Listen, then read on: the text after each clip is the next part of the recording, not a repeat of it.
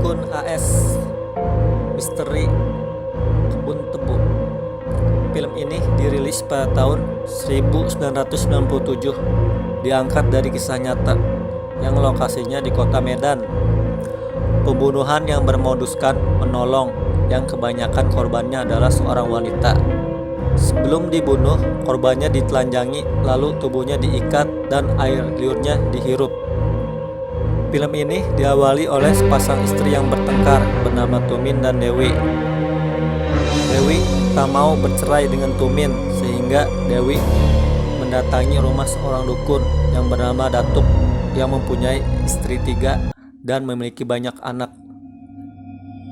Setelah itu, Datuk menolong Dewi agar Dewi bisa rujuk dengan suaminya, dengan syarat Dewi harus datang ke rumah Datuk pada malam hari tanpa pengetahuan keluarga atau siapapun untuk melakukan ritual di kebun tebu.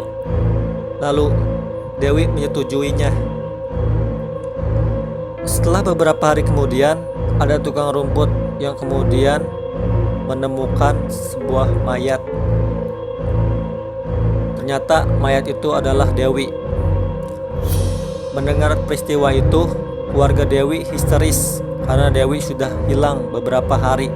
Ternyata Dewi sudah tewas mengenaskan di kebun tebu.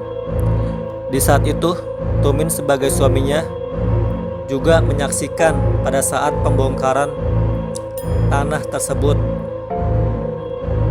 Suaminya Dewi dijadikan tersangka oleh polisi karena dari informasi yang didapat, Tumin telah cekcok dengan Dewi dan Dewi menghilang.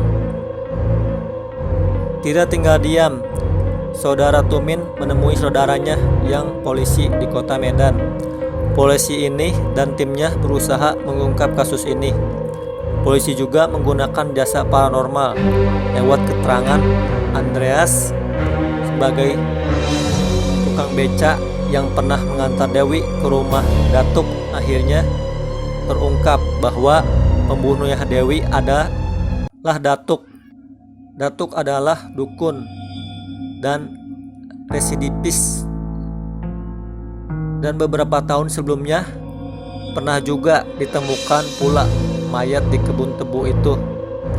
Film ini sangat menyeramkan, disajikan dengan cerita yang realistis, tidak mengada-ngada karena memang film ini diangkat dari kisah nyata.